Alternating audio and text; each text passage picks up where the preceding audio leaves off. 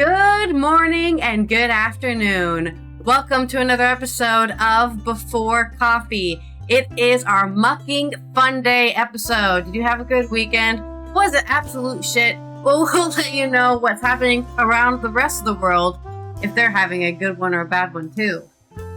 This is Before Coffee, the father and daughter comprehensive news of Planet Earth podcast, where we look up our stories 10 to 15 minutes before we start the show, and we haven't had any caffeine. That's right, rolled out of bed, reading you the stories right now. So if we seem a little off, it's because we haven't woken up yet. It was a long weekend. So let's get into our headlines.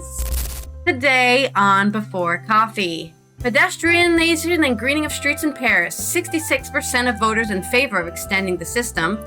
And Gérald Darmanin calls in a circular to identify deportable foreign detainees. And environmental news today on Mucking Fun Day from the U.S. Marine Center crisis mode after toxic bloom strands of sea lions and dolphins on LA beaches. And March 21st just became World Day of Glaciers. Tuberculosis cases are up among kids in Europe and Central Asia. Health authorities warn. And we remember heavyweight boxing champion George Foreman. In culture news, pills or paintings? Swiss town lets doctors prescribe free museum visits as art therapy. And it's National Cheesesteak Day, combining two things we love the most, cheese and steak. On March 24th, 2025 on Before Coffee.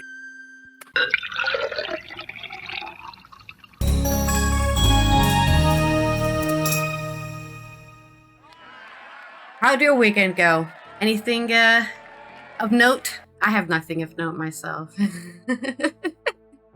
Cleaned up a little bit. Oh yeah, that's good.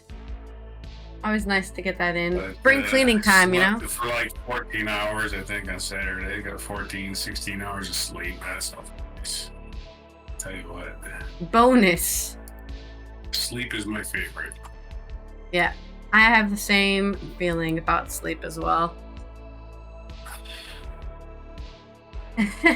Everyone's been doing some adulting over the weekend for sure. Let's roll our segue wheel for this first story.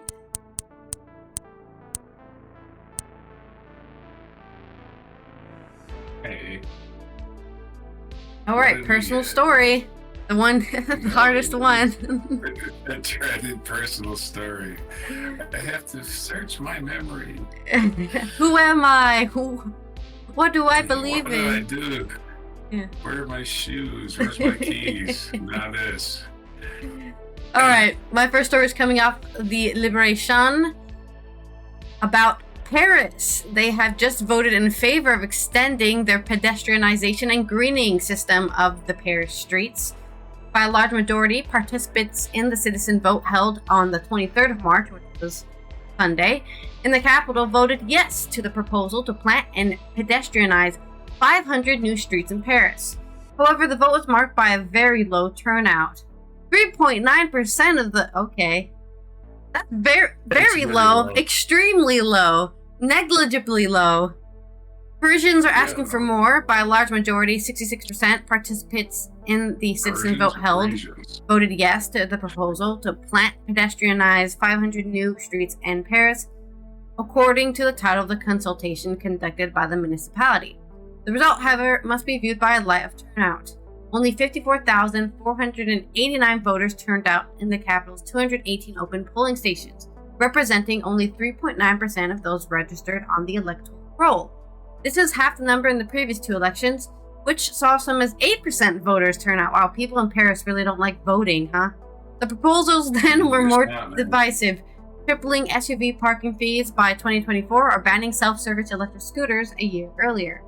This provides food for thought for the municipal opposition, which has repeatedly denounced a publicity stunt surrounding a highly consensual issue. Who is against greening the streets? No one. Nelly Garnier, a LR elected representative in the 11th arrondissement town hall, joked to Liberation. It's like, why are we voting on this? Nobody is against this. We don't need to ask everyone's opinion. No, don't make the streets greener. Make them dirtier, I say. In any case, the left-wing municipality is reassured in its decision. to continue the pedestrianization and greening initiatives undertaken since the end of the lockdown in 2020. Around the famous school streets, more than 200 of these roads, which serve educational establishments, have been partially or completely closed to cars, with the reinforcement of numerous plantings. The 500 new eligible roads have not yet been determined. They will be determined starting in April in each of the capital's 20 arrondissements for deployment over the next 4 years. Estimated average cost between 300,000 euros and 800,000 per street. So there's your update on the pedestrianization and greening of Paris, which everyone wants. They want it so much they don't even vote. They're just like, yeah, sure, I'll go and say yes. Right. Just in case you didn't know, we all want to do it, Mm-hmm. In more French news, story. We have a personal story about this. Okay. Oh yeah, but remember, you were in Paris with me, so yeah. Champs-Élysées, man, that is a dangerous damn road, especially when it goes around Arc de Triomphe and that big roundabout thing. Wow. Imagine crossing that without all the crosswalk help, Yeah, luckily they have a tunnel that goes under it, right? And then you end up in the middle. Yeah. Yeah.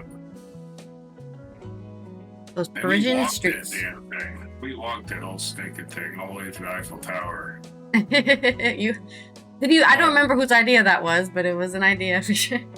We were gonna rent the bikes, but I didn't know how. I was like freaking out. How do you do that? And then we figured it out. I got braver.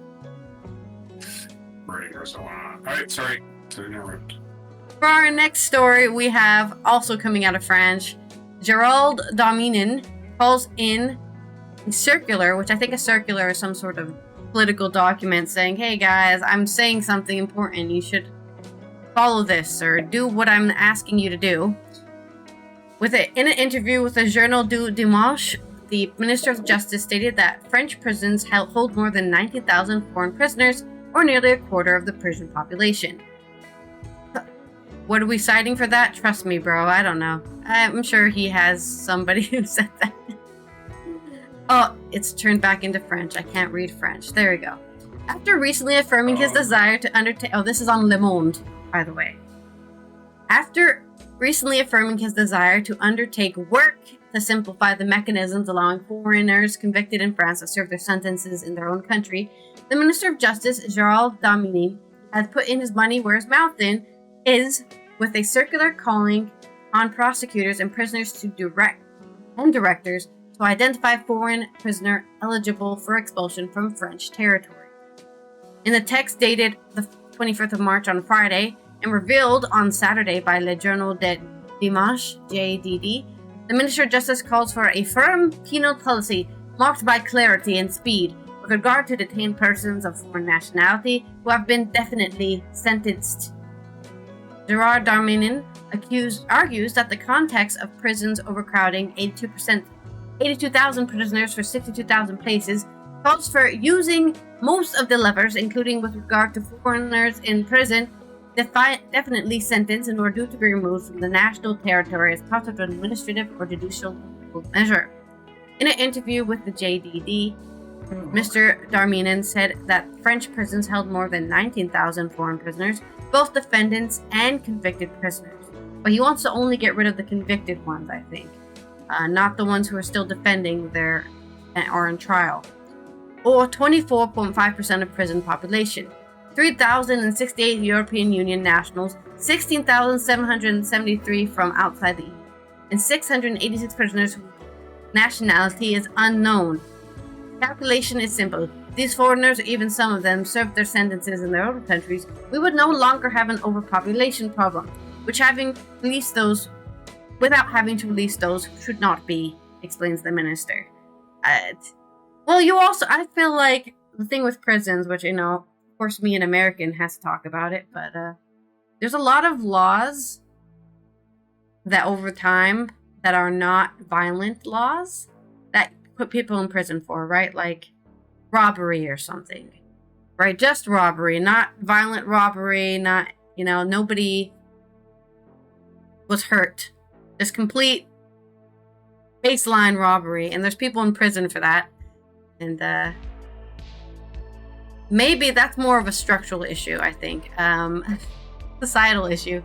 Then we need to put these dangerous... I wouldn't say a robber is dangerous. He just steals people's things. But some can't... Like I said, I'm talking about robberies that aren't dangerous.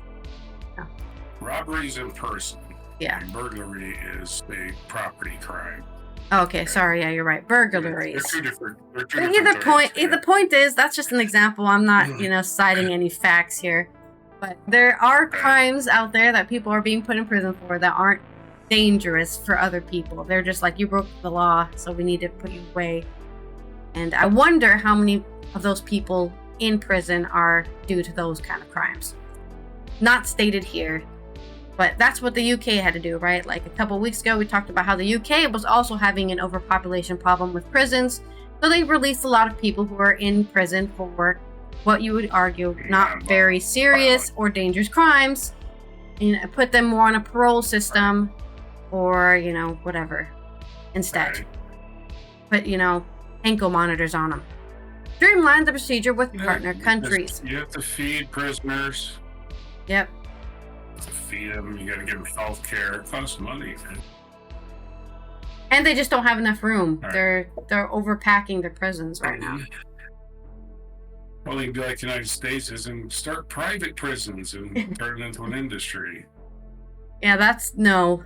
In the circular, he calls for a strengthening cooperation for the purpose of locating detained persons of foreign nationality who have been definitely sentenced. He requests the use of early release measures, including the conditional release known as expulsion, which is applicable when the convicted person is subject to a measure banning him from French territory or an obligation to leave French territory.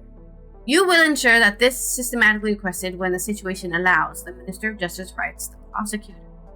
Parole releases for expulsion require that the imprisoned foreigner has served half of his sentence in France, that his identity be established, and that he be subject to a ban on entering the country, the minister explained to the JDD, who intends to streamline the procedure with partner countries. He also advocates for encouraging procedures for transferring convicted persons detained in the country of which they are nationals. A European framework decision, transposed into the French Code of Criminal Procedure, allows for the transfer of nationals of European states to serve their sentence in their country of origin. So if I did a crime in France, they would have to transfer me. Well, actually, they would have to transfer me to the U.S. If I was a Dutch citizen and I did a crime in France, they'd have to transfer me to the Netherlands. They would be allowed to do that. But it seems like they haven't been doing that, which is why they are arguing they need to expulse these people. Why it hasn't been done, who knows? Maybe people just didn't care. But now with the overpopulation, it's a serious issue. But there is our story on French prisons, overpopulation, and expulsion of foreign prisoners. Whenever I think of French prisons, I think of the Bastille Day, and I think of the French Revolution. Yeah. I think of Les Miserables, right? He got put in prison for stealing some bread. That's what... I'm sure that's not a thing anymore, but when I think of French law, that's what I think of, right? Oh no, you stole some bread. Exactly. You're going in jail for 20 years. What do you mean? Right. Right? They'd lock you up for being poor. Right? Yeah. Yeah, poorhouses. Courthouses are a thing. Put them in the poorhouse. Ooh, yeah, okay. Basically a prison for poor people. Mm-hmm. All right, so let's get on to the environmental news. Let's spin the wheel. Sorry. Rolling the wheel. This is from NBCLosAngeles.com. Michelle Ballas and Sahana Patel. What's your... Simile. Simile or metaphor? Metaphor. We have two stories, so you get two shots at it, I guess. Marine Center in crisis mode after sea lions and dolphins left stranded on LA beaches. Sea lions can be heard barking off the San Pedro coast as the number of sick animals stranded on LA beaches continues to rise due to a toxic algal bloom. That's algae, of course. Sea lions are not the only animals being affected by the bloom. Beginning last week, dolphins have also washed ashore from Long Beach to Malibu coast, according to Marine Mammal Care Center, the MMCC. This is the fourth year in a row of a bloom of algae that produces a neurotoxin that builds up in the food chain, says Dave Bader, MMCC's chief operating officer. It can cause seizures, lethargy, aggressive behavior. It just really just makes them very sick.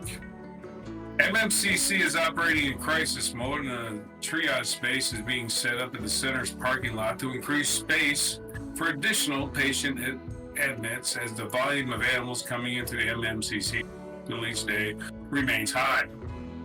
We have over 60 patients right now, including some of our pups that we received early this year, but the majority of our patients are recovering from domoic acid toxicosis. Toxicosis, says Bader. Toxicosis. And there's some pictures. The current algal bloom is quickly outpacing the 2023 crisis, and there is no end in sight to this bloom, according to the MMCC and the Lake County beaches and harbor. Data is being collected and will be shared with the public once this event has slowed down. MMCC encourages people to keep safe distance from stranded animals and to contact the rescue hotline immediately if they encounter a mammal in distress at 1-800-39-WHALE. 1-800-39-WHALE. MMCC is requesting donations to help care for this large influx of stranded animals. Donations can be made here. In our second story on nature, and if you got us a simile, Oh wait, I've got a metaphor here. I'm all at sea about why the beach has become an oven. Okay. For whales. And dolphins? Well, That's a metaphor. I'm all at sea. Sea lions and dolphins here in this case. Poor mammals. Swimming mammals. Other nature news from dailygalaxy.com. March 21st just became the most alarming day of the year, the headline says. March 21st marks the first ever World Day for Glaciers, a global observance aimed at raising awareness about the accelerating melt of the planet's glaciers and the rising dangers that accompany. Yeah, one of the 15 things that were happening on Friday, yeah, that I had to cover. Yeah, exploring it in depth. So you already have a personal story about it.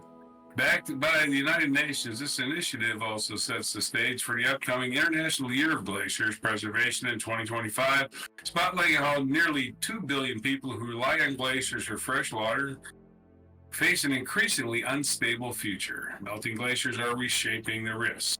Across mountain ranges worldwide, from the Himalayas to the Andes, from Greenland to Alaska, glaciers are thinning and retreating at alarming rates. Mm-hmm. With global temperatures rising, ancient ice masses are giving way to newly formed glacial lakes, bodies of water trapped behind fragile ice dams and rock moraines. These lakes, though a vital source of meltwater, also represent growing hazards. If the natural dams break, they can unleash devastating floods with little or no warning. And deadly floods are on the rise. The growing presence of glacial lakes has increased the occurrence of glacial lake outburst floods, or GLOFs. In October 2023, one such flood in the Indian Himalayas wiped out a hydropower plant and over 30 bridges, killing more than 50 people. In Alaska, the Mendenhall Glacier has caused repeated flash floods as ice dams collapse. In Peru, above the city of Juarez, I think that's Juarez. Anyway, has expanded dramatically since a deadly flood in 1941, now posing a threat to more than 35,000 people living downstream. Beyond surface floods, thawing of permafrost, frozen soil that helps stabilize mountain terrain, is leading to landslides and rockfalls that trigger large waves of glacial lakes. In 2017, parts of the Saldim Peak in Nepal collapsed into a glacial lake, causing another destructive flood. Hidden threats such as englacial floods are also becoming more common. These occur when meltwater accumulates inside glaciers and suddenly bursts out, turning quiet ice masses into torrents of debris-filled water. The effects of glacier-related disasters extend far beyond immediate loss of life. Damage to hydropower infrastructure, transport routes, and communities is costing billions. A 2024 study identified more than 110,000 glacial lakes around the globe, placing 10 million people at direct risk. Scientists warn that these numbers will only rise as accelerate. How is the world responding to melting glaciers? That's a mixed bag.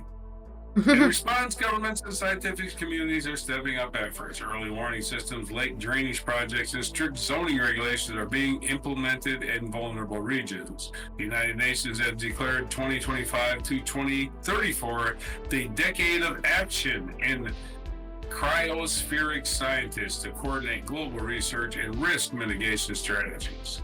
Scientific teams are mapping unstable zones, developing flood modeling tools, investigating how thawing permafrost affects mountain stability. The first observance of the World Day of Glaciers underscores a sobering reality. The cryosphere is changing rapidly.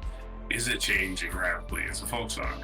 And the consequences are immediate for millions of people worldwide. Glacier loss is no longer a distant issue. No. No, sir, it's not.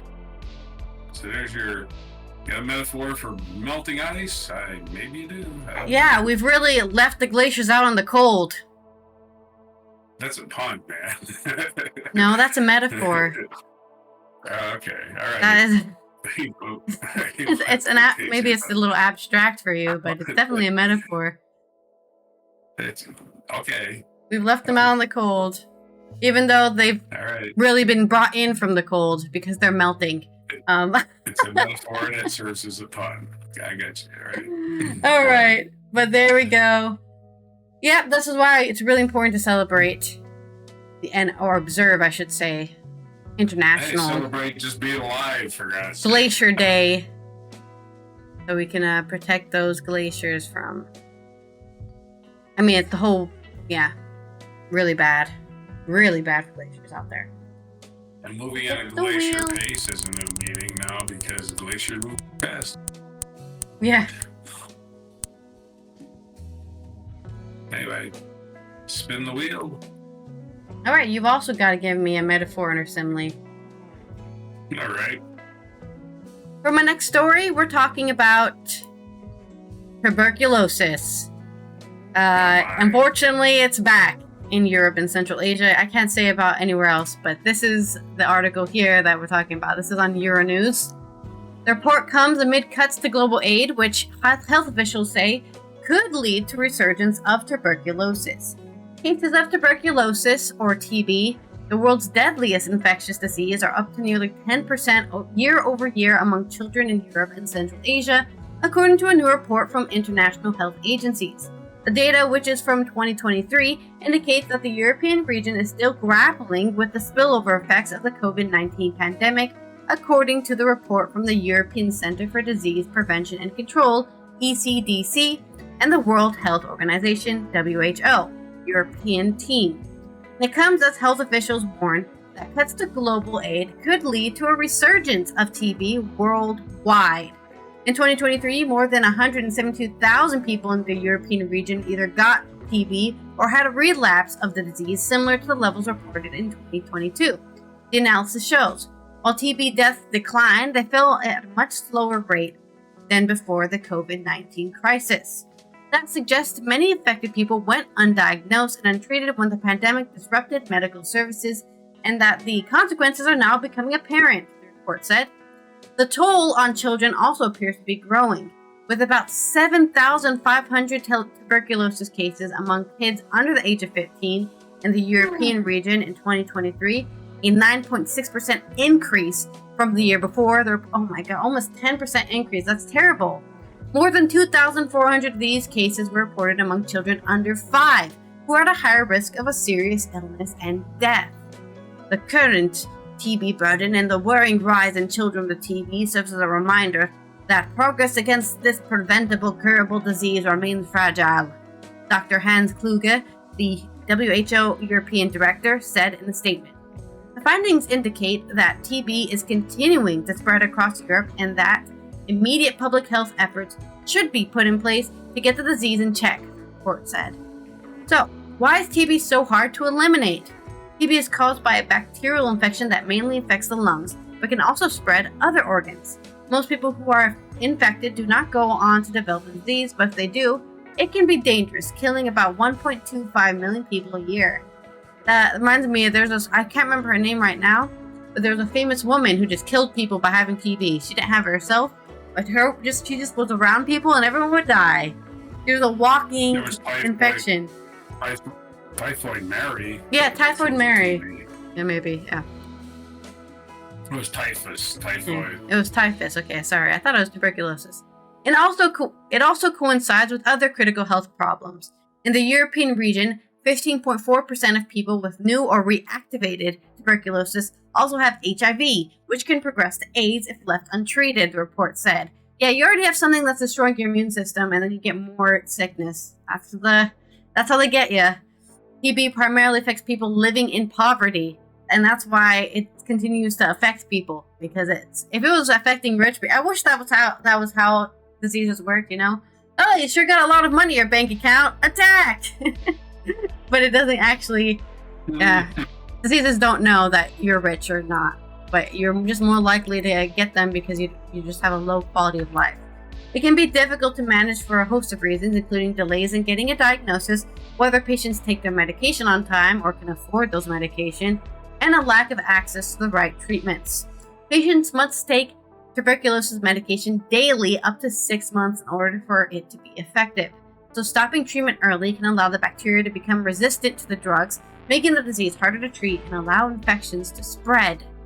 First-line drugs worked for 75.5% of patients in the European region, the analysis shows. For those with multi-drug resistant TB, medicines eventually worked 59.7% of the time. Looking only at the European Union, Iceland, Liechtenstein, and Norway, health authorities said that they do not know whether 1 in 5 children with TB actually completed their treatment. With the rise of drug-resistant TB, the cost of inaction today will be paid by us all tomorrow. ECDC Director Dr. Pamela Rendi-Wagner said in a statement. Last week, the WHO warned that cuts to global aid are already undermining progress to eliminate the disease in 27 countries, mostly in Africa, Southeast Asia, and the Western Pacific. In 9 countries, people are struggling to get TB medicine. Ugh, I hate that. But Kluge said that the TB programs in Europe and Central Asia could be affected by those cuts.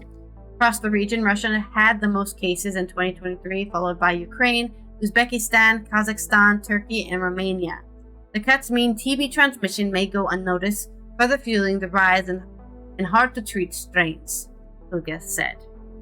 So keep your eyes on TB, because it's might be coming back with a vengeance. Because mostly got rid of it. You know, never fully got rid of it because it's very infectious, but, you know, if you try to become a citizen of a European country, you have to do a TB test. If you're coming from any of these countries that we mentioned, like Ukraine, Turkey, Russia, you had to do a test to make sure you weren't infected with it. So you didn't bring it back into the European population, which is mostly freed itself of it, right? But that might not be the case. The case might be everyone's going to have to be tested sooner or later. Maybe in 50 years. If we can't nip it in the bud now. Yes, because we live in the age of stupid. And yeah, unfortunately, they did not go into what is causing it. Only that it's happening, right? It's the healthcare system being sick itself. That's what's causing it. Yep. There's your metaphor. Is that the system is actually sick as its funding is decreased. Yep. Okay. We'll roll the wheel again. Right. We're going to talk about George Foreman. Also, I have a video for George Foreman. Okay. So I send that to you. All right. Reminds me of a song. I don't know what song it is, but we'll find out. George Foreman. All right. A boxing song. There's lots of songs about boxing. Foreman, this is from ESPN.com. Mark Kriegel. George Foreman beat time by going from humiliation to vindication. Has entered the public consciousness, a big man waving a tiny American flag as if it were a conductor's man. George Foreman was definitely not of the moment. This was 1968 at the Mexico City Olympics. The cool kids, not to mention the righteous ones, the American sprinters Tommy Smith and John Carlos, took their medal stand with gloved fists raised, their way of acknowledging perennial justice. If Smith and Carlos were princes of protest, I mean, really, whatever your politics, difficult not to admire what they did that day. Then Foreman was altogether a different kind of archetype. It was the continuum of boxing. The erstwhile delinquent out of Houston's Fifth Ward was the scary guy, a successor to Sonny Liston. Goliaths are not there to be loved, just feared. Okay, there's some writing difficulty here. And Foreman made it easy. His reputation as a soul-crushing behemoth crystallized on January 2nd, 1973 at National Stadium in Kingston, Jamaica, when he fought Joe Frazier. Frazier, as tough as a heavyweight as ever, they're mentally merely undefeated when being an undefeated heavyweight actually meant something. He was still basking in the glow of his epic 15-round defeat of Muhammad Ali. Still, Foreman put him down 6 times that night, resulting in Howard Cosell's impossible to unhear a call, "Down goes Frazier! Down goes Frazier!" before referee Arthur Mercante Sr. called a merciful end to the bout. It's worth noting, too, that with each knockdown, promoter Don King, who had ridden the stadium in Frazier's limousine, moved physically closer to Foreman camp. Needlessly say, he returned to his hotel in Foreman's limo. "I came with the champion," King liked to say, "and I left with the champion." Oh, man. Always kissing up to the champ. Don King was an operator. More importantly, it was King's theatrical, heartless sense of commerce that made for his signature promotion almost 2 years hence in Zaire. The Rumble in the Jungle, as it was christened, featured an apparently diminished Ali, by now his jaw had been Ken Norton, against an apparently indestructible Foreman, who had dispatched that same Norton even more quickly than he had with Frazier. What's more, Foreman retained the same sense of tone deafness that he had back in 1968 Olympics, walking around with his prized German Shepherd Doggo, unaware that such dogs have been used as tools of oppression by Belgian security forces when Zaire was a colony known as the Congo. What Ali did in Zaire is merely the foremost example of his improvisational and strategic brilliance, but his bravery. Ali's rope-a-dope, as it came to be known, required that Ali bully's best shots for, in this case, the better part of 7 rounds before Foreman tired and Ali took him down. Foreman fell face first from a series of vicious right hands. This wasn't the end to anyone outside, perhaps, of Ali had envisioned. The sage ex-champ Archie Moore, who was working Foreman's corner that night, would recall in Norman Mailer's The Fight, "I was praying in a great sincerity that George wouldn't kill Ali. I really felt that it was a possibility." As it turned out, though, the only fatality that night was Foreman's sense of invincibility. But a bully who was no longer feared is a bully undone. Zaire seemed to leave Foreman psychiatrically disfigured. What are you going to say? I was just exclaiming towards what you're saying. No. He didn't fight for another 15 months. Then in 1977, followed by a unanimous decision to crafty, light-hitting Jimmy Young, he felt something as if he were dying. It has been a grueling fight on a sweltering night in Puerto Rico. Perhaps it was a heat stroke. No, said Foreman, it was the voice of God telling him to retire and become a preacher back in Houston, which he did. I remember George Foreman actually fought 5 dudes in one day. I remember that spectacle that Don King dreamed of. It was 4 meatheads. He beat them all, but it was like a spectacle. A decade later, his church in need of money, Foreman embarked on another comeback. Boxing is full of guys who fought tragically past their primes, but this was something entirely different. From Don King to Jay Gatsby, it's uniquely American trait, the ability to reinvent oneself. Still, Foreman's reinvention remains without precedent.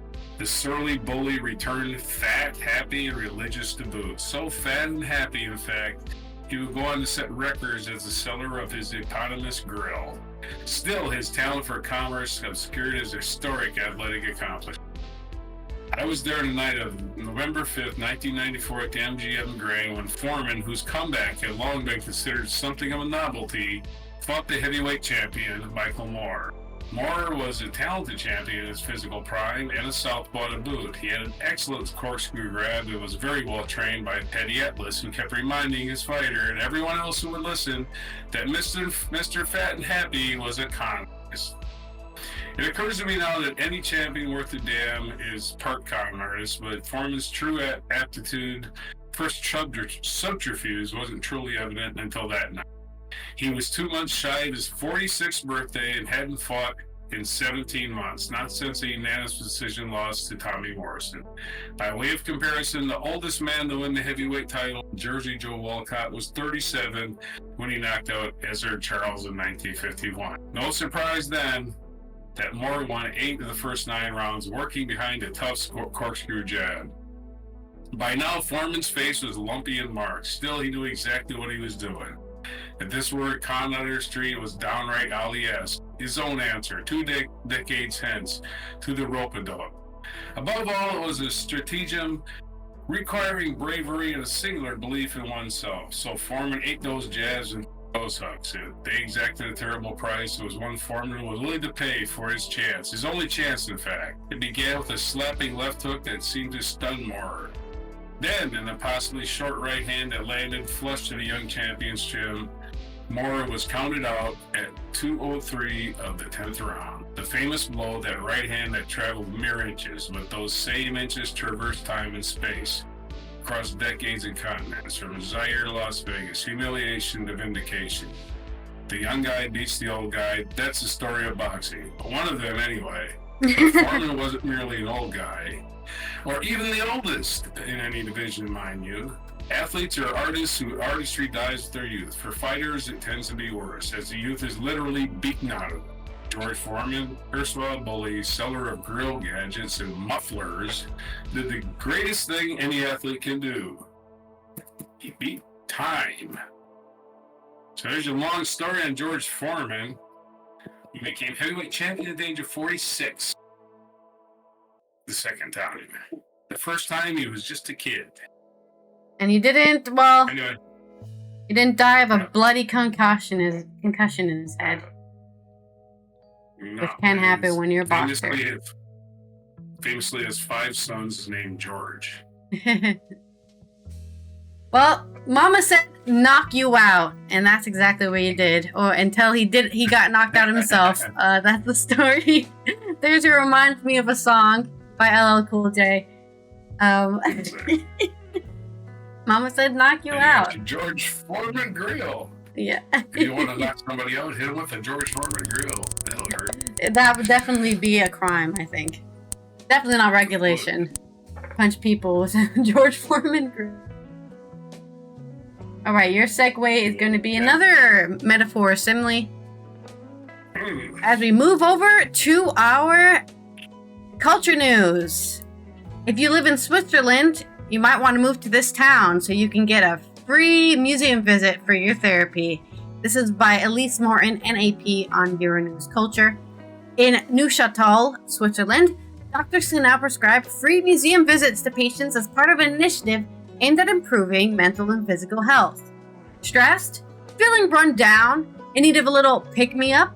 Well, if you're in the Swiss town of Neuchâtel, you might get a doctor's note to visit a museum for free. Not that museums cost that much, but, you know. In a novel pilot project launched by local and regional authorities, doctors can now prescribe museum visits as part of a treatment plan. This initiative, which covers the cost of entry and the town to any of the town's 4 museums, aims to boost mental health and provide some cultural respite for patients. The idea isn't just about enjoying art, it's backed by science. A 2019 World Health Organization report highlighted the numerous mental health benefits of engaging with the arts, from reducing the impact of trauma to slowing cognitive decline. Art therapy has been shown to have a positive impact on overall well-being. Art can help me relax my mind and almost like preventative medicine, said Julia Corsier de la Fontaine, a Neuchâtel council member. People realized during the COVID crisis, when cultural sites were closed, just how much we need these spaces to feel better. Well, make sure you still give them funding too then, if you're going to argue that much. Since launching, the program has distributed around 500 prescriptions, with only a modest budget of 10,000 Swiss francs, roughly 10,460 euros. If successful, local officials are considering expanding it to include other cultural activities like theater or dance. My doctor said I have to go see the ballet. Why? Well, yeah, I'm depressed. Okay. Sounds good to me. Oh, why is my article scrolling all the way down to the bottom? Oh, that's annoying. What is causing that? There we go. It's like I can't read the rest of the article if I keep going to the bottom. Okay. Where was I? Maureen de Renier-Nevesky, the cultural mediation manager in Neuchâtel, was instrumental in creating the program, drawing inspiration from a similar initiative launched in Montreal in 2019. She believes a wide range of patients could benefit from those suffering depression to those with chronic illness or mobility issues. It could be a person with depression, a person who has trouble walking, a person with chronic illness, Nevsky said. The key is encouraging patients to get out of the house, walk, and engage with their surroundings, even if it's just for an hour at a museum. Dr. Marc Olivier Sauvain, head of surgery at the Neuchâtel Hospital Network, has already prescribed museum visits to patients. For those preparing for surgery, it's an opportunity to get fit and active before going under the knife. He believes a more widespread rollout will help get more patients moving. I think these patients will fully benefit from museum prescriptions, Sauvain said. It's a chance to get both physical and intellectual exercise. It's just not just doctors who are excited. Carla Fraginier-Filiguer, a retired teacher and poet, was all for the idea during a recent visit to the Ethnographic Museum. I think it's a great idea, she said. There should be prescriptions for all the museums in the world. Okay. We're giving you a prescription to go to, Paris. Okay, are you paying for the ticket? Though, to be fair, Switzerland to France isn't too far away. But just the idea that, we can give you, we're going to pay your your trip to the museum is a bit crazy. I don't think they're going to do that. Probably just keep it very local. Maybe have to go to a different city, but not go to a different country for a museum. It's a little bit more than getting out of the house when you're traveling cross country. Mm-hmm. That's my story. Well, museums, here's my metaphor. Museums are like vacations to another time. Yeah. Vacation for your brain. Yeah. How's that for a metaphor? Vacation to another time, not another place. To another time, another dimension. All right. Is it this day in history time? Or it sure is. I'm going to have to alliterate something. I'm not sure what, but you don't really have a headline.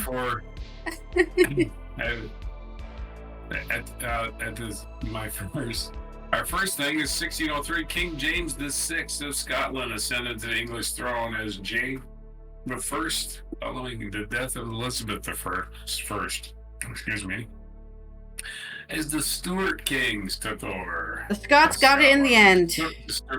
Yeah. He went and killed Mary and they still won out. Lasted about 100 years.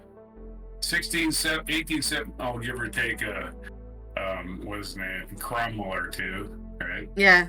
1874, American magician Harry Houdini, who earned an international reputation for his daring feats of self-extrication from shackles and locked containers, was born. Happy birthday to Houdini. 1882, Robert Koch announced that Berlin had isolated and grown the tuberculosis bacillus, which he believed to cause the cause of all forms of tuberculosis. Hey, speaking of what? So on topic. Yeah, no coincidence, I don't think. It's because it's World Tuberculosis Day. That's why we're talking about tuberculosis today. Right. Okay. Right on, it was isolated. The tuberculosis bacillus was isolated on this day by Robert Koch.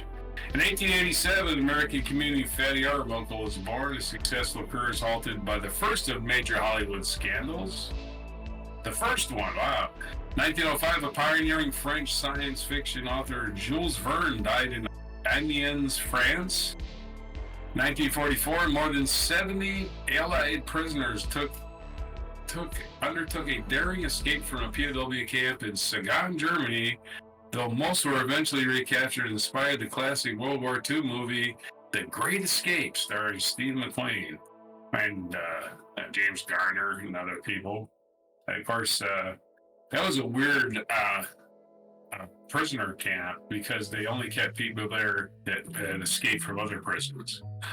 So they all had them all in one place. They had all the escape artists together in one place. That was part of the movie. Pretty good movie. 1945, the debut of the Billboard magazine pop chart, American pianist and Nat King Cole became the first record to appear at number 1. Nat King Cole's album, The King Cole Trio. 1976, American gridiron football player Peyton Manning was. Happy birthday to Peyton Manning.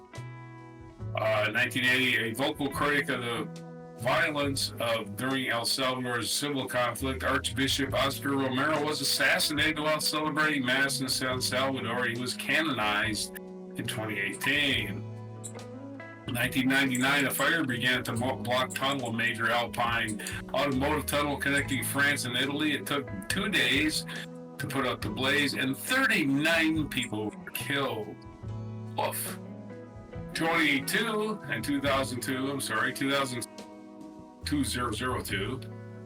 film stars Denzel Washington and Halle Berry became the second and third African Americans to win Academy Award for performances in leading roles. And the same Academy Awards. In 2008, Bhutan held elections for the National Assembly, thereby completing the country's transition to democracy. In 2016, Serbian politician Radovan Karadzic was found guilty of committing war crimes, including genocide during the Civil War, followed Bosnia and Herzegovina's split with Yugoslavia in 1992. He was sentenced to 40 years in prison. Sucks for him. Shouldn't have done them bad things. Our featured event in 1989. On this day in 1899, the oil tanker Exxon Valdez ran aground, spilling some 11 million gallons, 41 million liters, into Prince William Sound, Alaska, and creating the largest oil spill in U.S. history up to that time. We'll break that record. We can do it. Featured biographies Elizabeth I. Again, we just covered that she died on this day on March 24th, 1603, in Richmond, England. And, of course, we just covered it. King James took over. September 7th, 1533 is Elizabeth's birthday, by the way. Other birthdays today, Harry Houdini we covered, Fanny Arbuckle we covered. Steve McQueen's birthday. Not only was his birthday today, but that movie he was in was released. Isn't that interesting? The Great Escape. So Steve McQueen would be turning 95 today. Steve Ballmer, American businessman and owner of Sion. What does he run? Microsoft, I think. And Peyton Manning. We covered all his birthdays today. And what national days is it today? It's National Cocktail Day, National Cheesecake Day, and National Chocolate Covered Raisin Day. So those are your days. Those are so expensive, man. They're like €3 to buy some chocolate-covered raisins. I'm like, I'm not paying that much. Expensive. What the hell? Get out. Wow. For raisins. So those are your days. That's your nonsense, your spins and the wheels, your stories, your horrible shit that's been going on in the world. Monday, March 24th, 2025, on Before Cheesesteak. And Okay, it's also... Well, I guess, what's my alliteration for this? Timely tuberculosis truths. There you go. Okay. All right. Because it is International World Tuberculosis Day, celebrated by both the WHO and one of UN's observations today. So each year commemorate tuberculosis and raise public awareness about the devastating health, social, and economic consequences of the disease, and to step up efforts to end the epidemic that has been going on for centuries and centuries at this point. Unkillable TB. It's also still the week of solidarity with people struggling against racism and discrimination. So a reminder, continue supporting those people who are going through a tough time because they happen to have been born the wrong color or something. Discrimination doesn't make any sense when it comes to racial discriminations. Like, I didn't control these things. It's also the International Day for the right to the truth concerning gross human rights violations for dignity of victims. So, the right of truth is often invoked in the context of violation of human rights and grave breaches of humanitarian law. Relatives of victims of summary executions, enforced disappearances, missing persons, abducted children, torture, require to know what happened to them. Yeah, Putin. This is directed at Putin, who's famous for enforced disappearances, you know? Well, we're doing that in the States now. Yeah, I guess that as well. Where did my, German friend go? I don't know. They weren't allowed in the country, so they arrested them, put them in a jail cell. Why don't they just send it back to where they came from? I don't know. We'd put them in jail. Anyways, this year is the International Day for the right to the truth concerning gross human rights violation for the dignity of victims. A very long title, but it's very important. And that's all of our international observances for today on this mucking fun day. I hope we've enlightened you a little bit more on the goings-on that's been happening over the weekend and today. We'll see you tomorrow for our positive Good Tuesday News Day. We're going to look up all the good news we can find that's been going on this week so we can relight our belief in humanity. So make sure you subscribe, turn on the notification bell so you know when we go live, and comment down below what you would do to eliminate tuberculosis from the world. Do you like greening your parish streets? Do you want to save the seals and the whales? All the stories we covered today. Let us know what you think. And here is our mic drop moment. Back in the 70s, and at this day I had just found the good Lord, and I must have been about 28 years old. But I was able, as I was going into the ministry and everything, I shaved my mustache. I had no pride. It still looks good. Or But I guess then I looks bought good. clippers. I was not willing to go back into the barbershop in those days and listen to what people had to talk about. I stayed out of there, so I bought some Sears clippers, and they had you could put on the lower level where you can cut your hair low on the side, and then on the top you put it on and you could trim it on top without cutting much off. And I did that for a while, but one day while not paying much attention, I was cutting my hair and a big S went in my head, and I didn't know that the clippers had the little separators had fallen off. And I looked in the mirror. I tried everything I could to shape it right, but it looked like something had happened to me. So I got the clippers and cut every drop of hair off my head just to make it even. And I said to myself, I was living in Marshall, Texas alone. I had this little skull cap, the little beanie that you put on your head. I said, nobody will see it. I'll just wear it like this until it grows back. Yeah. And at the same time, I was going daily to this ice cream store, again in Marshall, Texas. And at the same time, I was going daily to this ice cream store, again in Marshall, Texas. And that was this nice looking girl who would always give me a smile, a young lady at the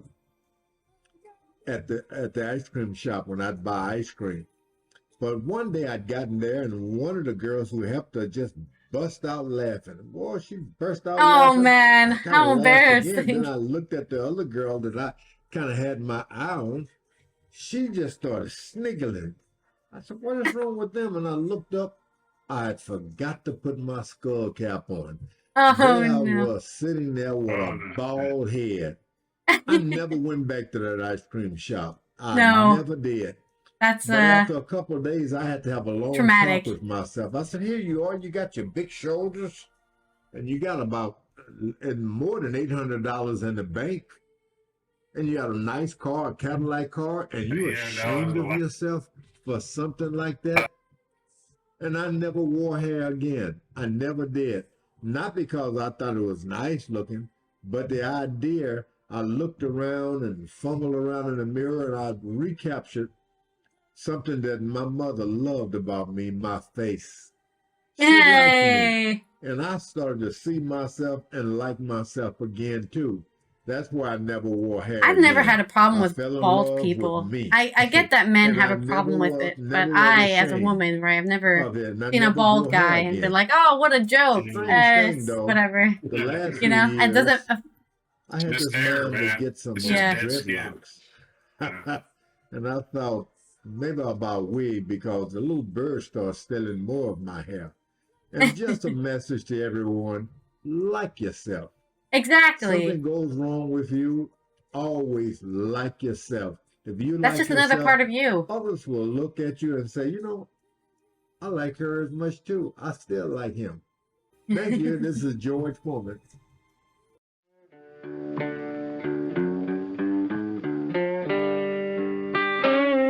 Be sure to hit the like, subscribe, and notify buttons, and follow our other channels, Toxic Alley, History of Gravy, and Scratchy Old Records.